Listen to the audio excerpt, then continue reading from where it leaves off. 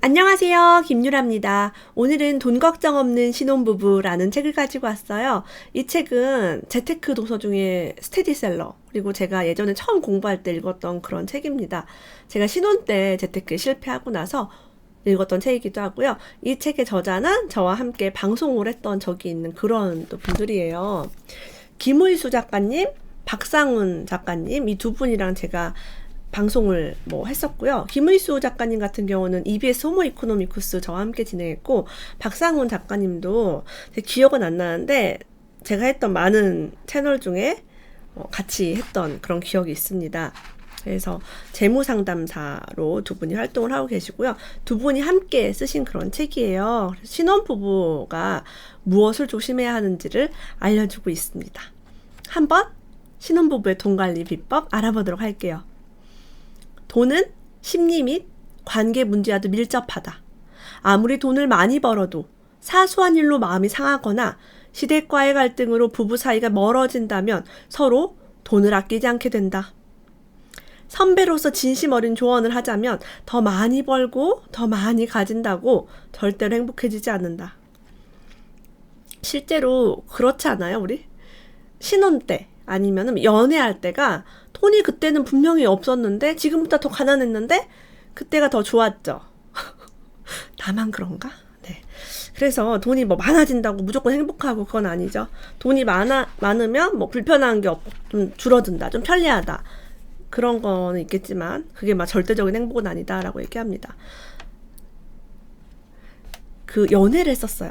여기 어떤 남자 여자 희정이와 병수의 스토리가 약간 픽션? 소설처럼 설명이 되어 있습니다.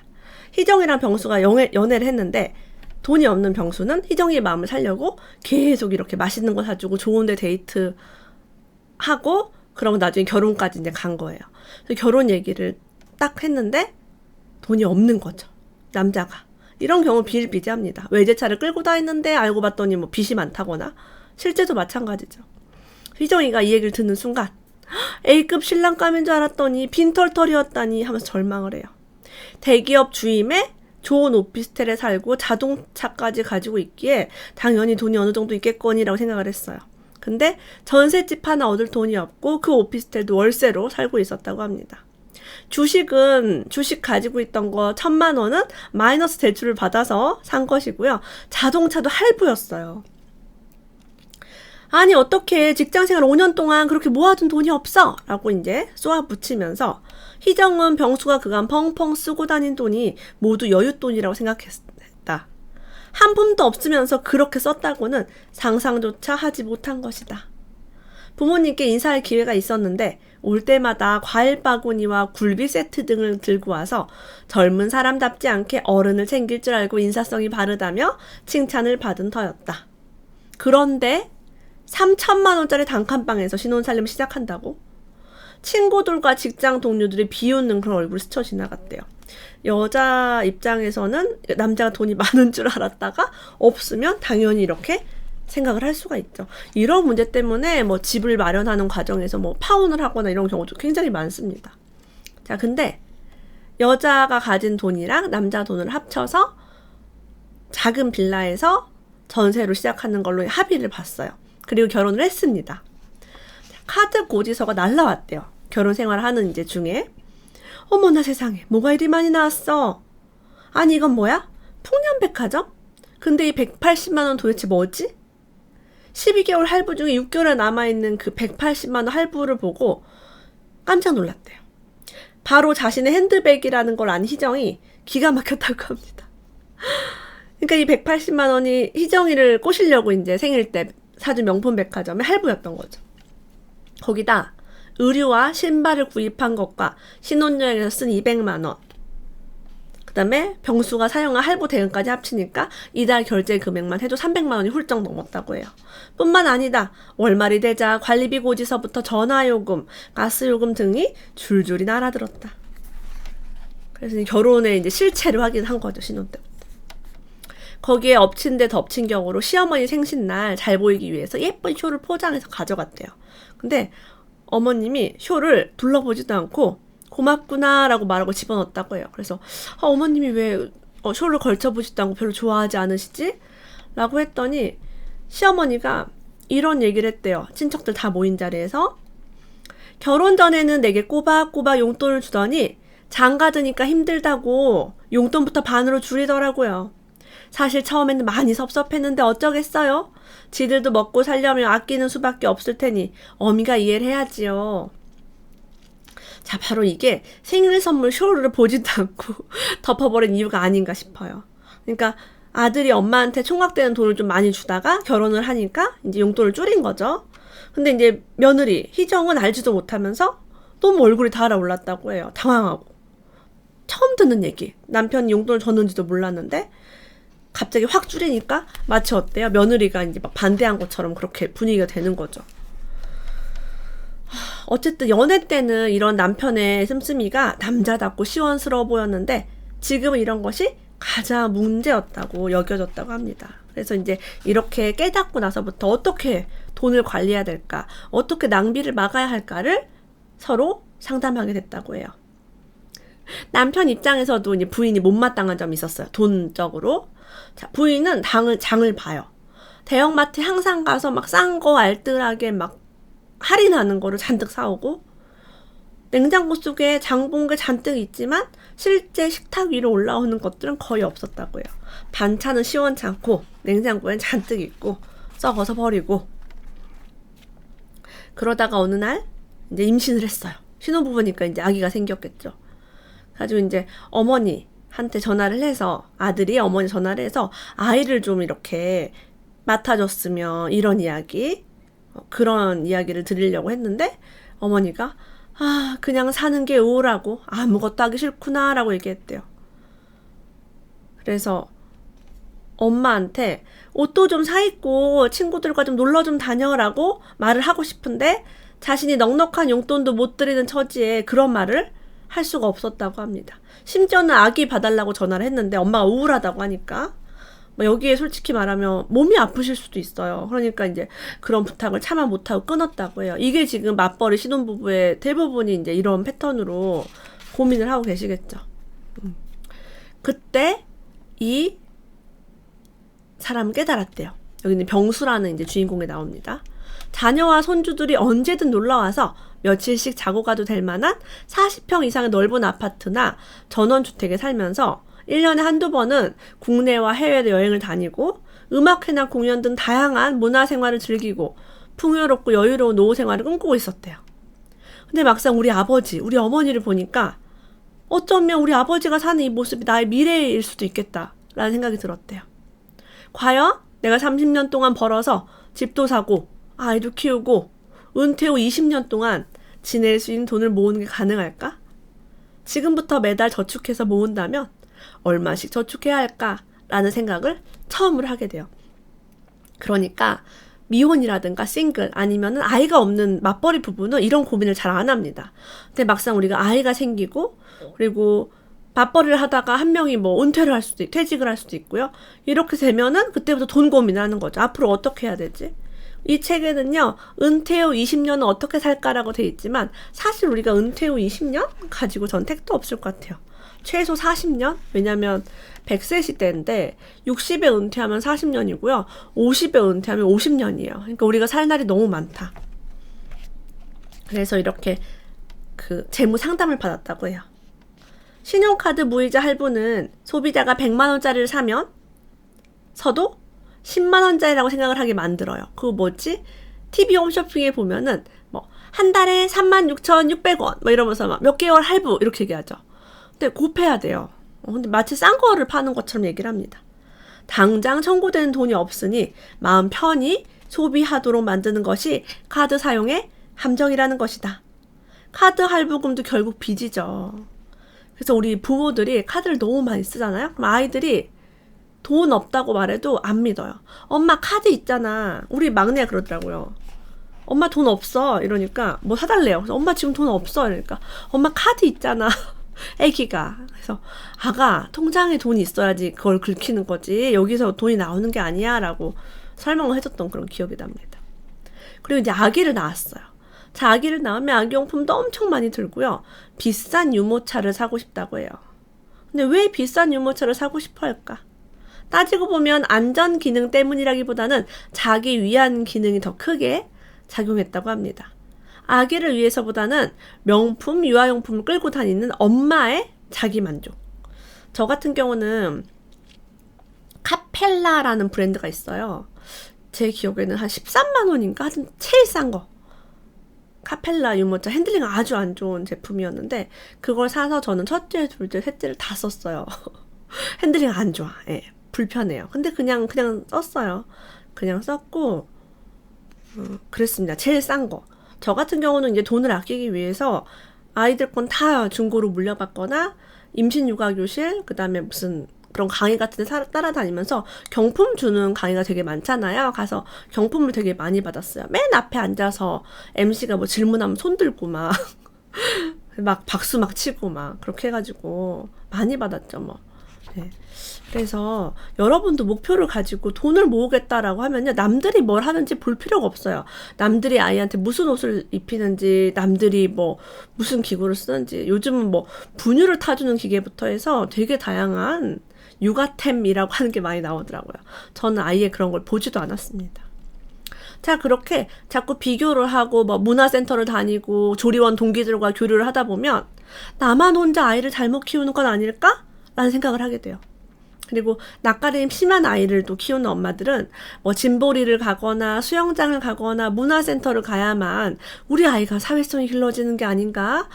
할머니랑 너무 집에만 있는 게 아닌가라는 조바심이 들어요. 저는 뭐 돈도 없고 시간도 없고 제 면허도 없고 하니까 아이 데리고 나갈 생각을 못 했는데요. 지금 제 아이가 12살, 10살, 7살인데 정말 동네 최고에 잘 놀아요. 네. 그 어렸을 때 뭐를 막 보내고 그런 거 다 필요 없고, 첫째 아이 같은 경우는 낯가림 너무 심해서 돌 지날 때까지도 할머니, 할아버지 품에 한 번도 안긴 적이 없어요. 왜냐면 제 품에서 떨어지는 순간 그냥 엉엉 울고 소리 지르고 막 이래가지고 되게 순한 아이인데 낯가림이 심했습니다. 지금은요, 엄마랑 안 나가요. 12살이니까 어디 나가자고 하면 친구랑 논다고 하고 엄청 그냥 유치원 때부터 잘 놀았어요. 걱정하지 마세요. 혹시 걱정하시는 분들이 있으면. 여기서 또 희정이라는 여자분이 나오죠. 자, 그분은 자기 부모님만은 안정적인 노후를 보낼 것으로 예상을 했대요. 중대형 평수가 있고요. 아파트가 있고요. 매월 나오는 안정적인 연금도 있고 3개의 오피스텔을 소유하고 있으면서 임대료가 나와요. 그리고 주식 투자도 하고 있고. 근데 문제가 없을 것이라고 생각한 친정이 뜻밖의 문제가 닥칩니다. 오피스텔 월세가 하락하고요. 자, 월세가 하락할 때 어떤 일이 생겨요? 바로 공실, 집이 텅 비어버리는 일이 생기죠. 그러니까 부모님이 오피스텔 임대료가 안 나오고 생활비가 부족하니까 아파트가 이제 중대형 필요 없다, 좀 줄여서 가야겠다라는 이야기를 딸에게 건넸다고 해요. 그러니까 노후에 막 풍요롭게 쓰는 게 그렇게 또 만만한 문제는 아니라는 거죠. 자, 이 신혼부부는 내 집 마련의 꿈이 있었어요. 그래서 어떤 걸 공략을 했냐면 LH나 지자체 홈페이지에 가서 보금자리 주택을 공급하는지를 수시로 확인했다고 합니다. 이게 입주를 했다가 사정이 있어서 다시 모집을 하는 공가 세대, 그러니까 빈집을 추가 모집하는 경우도 있어요. 공매 같은 데도 보면은 그런 공기업이라든가 기업체에서 가지고 있다가 판매하는 경우도 있고요. 그런 것들을 잘 보고 싸게 구하는 거. 지금은 뭐 희망타운, 그 다음에 신혼부부 특별공급 이런 걸로 기회가 있죠. 이런 걸 이용해서 내 집 마련했으면 좋겠다라는 이야기가 나와 있습니다. 자, 그럼 신혼부부의 재무 원칙에는 어떤 것이 있을까요? 첫 번째는 출산 계획에 맞춰 재무 계획을 세운다라고 되어 있어요. 우선 자녀 출산은 언제쯤 할 것이며 몇 명을 낳을 것이고, 뭐 이게 내 맘대로 되는 건 아니지만 그래도 계획을 세우는 거죠. 자녀 양육은 누가 맡을 것인가? 요즘은 남자도 육아휴직을 쓸 수 있어요. 그래서 육아휴직을 어떻게 할 것인가? 이런 얘기도 할 수 있겠죠. 자녀 출산 후에 일을 계속할 것인가? 이런 거. 그럼 수입이 이제 달라지겠죠. 아이들이 초등학교에 들어가면 어디에서 살고 싶은가? 어디에서 교육을 시킬 것인가도 결정을 해야 한다고 해요.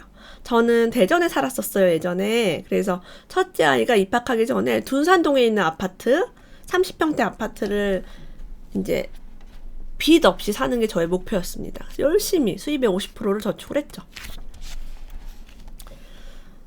자, 처음에 재무 상담을 할 때 여러분이 재무 상담을 꼭 받지 않아도 이런 책을 보면은 셀프 상담 코칭을 할 수 있어요. 우선 외식비에서 20만 원을 줄였대요. 자, 외식을 줄인다는 거는 막 돌아다니고 여행하고 이런 거 좀 줄이는 거죠. 유류비도 20만 원이 줄었고요.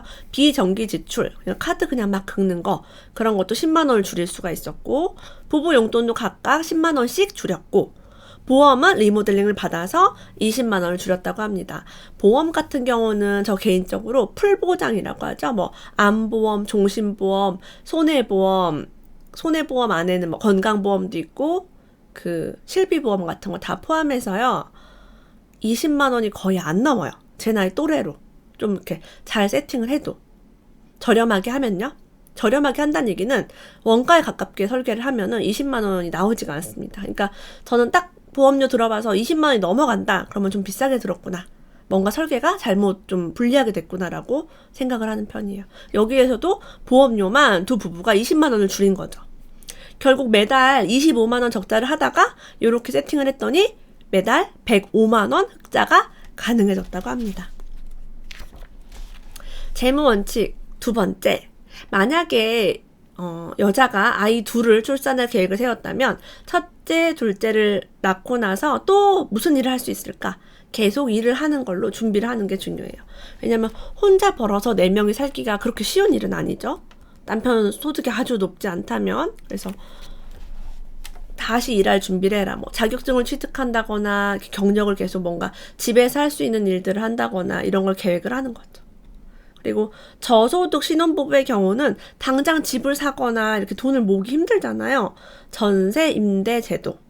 자, 이게 10년 넘게 전에 나온 책이라 뭐 전세 자금 대출 이런 거 받아서 월세 말고 전세를 활용하라 라고 저는 말씀드리고 싶어요. 대부분 월세보다 전세 자금 대출의 이자가 저렴합니다. 그래서 금리 우대도 받을 수 있고요. 이런 거 공략해서 월세 살지 마시고 신용 되시면 무조건 전세 자금 대출을 추천을 합니다. 자, 이렇게 돈을 아끼는 방법을 신혼 때 세팅을 하려면요. 부부간의 대화가 많이 필요해요. 지금 이 부부는 결혼하기 전부터 갈등이 많았잖아요. 돈에 대해서. 자기 그것도 못 모았어? 뭐 카드값이 이렇게 나와? 뭐 저축이 잘 안 되네. 맞벌인데도 서로 티격태격했어요. 재무 대화라고 합니다. 돈에 대한 대화를 하기 전에 고려해야 할 4가지 요소가 있어요. 첫 번째, 돈 문제가 생겼을 때 깊은 상처를 주는 말을 하지 말자. 예를 들면 이런 거죠. 시댁에서 해준 게 뭐가 있어. 이거 진짜 하면 안 되는 말이에요. 다 지난 얘기인데 이미 결혼한 부부가 이렇게 막 상대방 집안까지 막 끌어들면서 하면 상처가 너무 됩니다. 우리가 가장 싫은 게 부모 욕하는 거예요, 여러분. 그래서 어떠한 상황에도 부모 욕을 하면 안 돼요. 내 존재 자체에 대한 부정이기 때문에 그렇게 하면 안 됩니다. 그래서 요거 좀 참으셔야 되고요. 내가 언제 너보고 돈 벌어오라 그랬어? 뭔가 이렇게 일하느라 힘들고 여자든 남자든 맞벌이 하면 서로 힘들어요. 근데 막 겨우 여기 뭐라고 써있냐면 겨우 130만 원 벌어오면서 집에서 애나 보지 회사는 왜 나가냐고. 아내의 소득을 가지고 겨우 뭐 얼만데 언제 내가 너보고 돈 벌어 이런 말로 상처를 주면 안 돼요. 그래서 이런 책을 지금 남편을 보여줘야 됩니다. 혹시 이런 식으로 말하는 사람이 있다면 이 영상을 한번 던져주세요. 자기야 이거 한 번만 봐봐 이렇게 하면서 절대 하지 말아야 될 일 화가 나도요. 여기서 이제 아내 소득을 가지고 뭐라고 하니까 아내가 남편한테 아니 당신이 매달 250만 원만 벌어줘봐. 내가 일을 왜 하겠어? 막 이러면서 남편 보고 쥐꼬리만한 월급이라고 막 뭐라고 해요.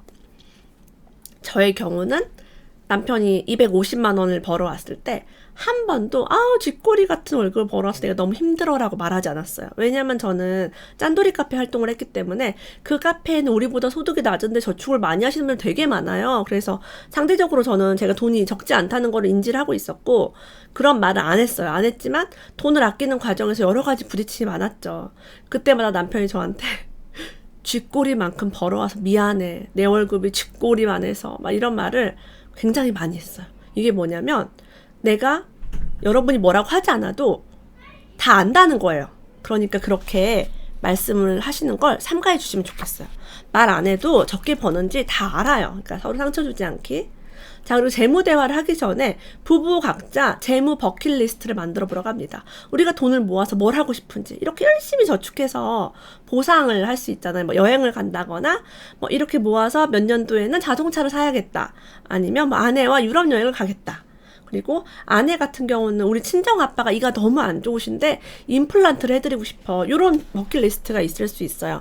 요걸 함께 적어놓고요. 두 부부 중에 좀 이거를 우선순위로 해야겠다라고 결정을 하고 돈을 모으면 더 즐겁게 돈을 모을 수 있다고 합니다.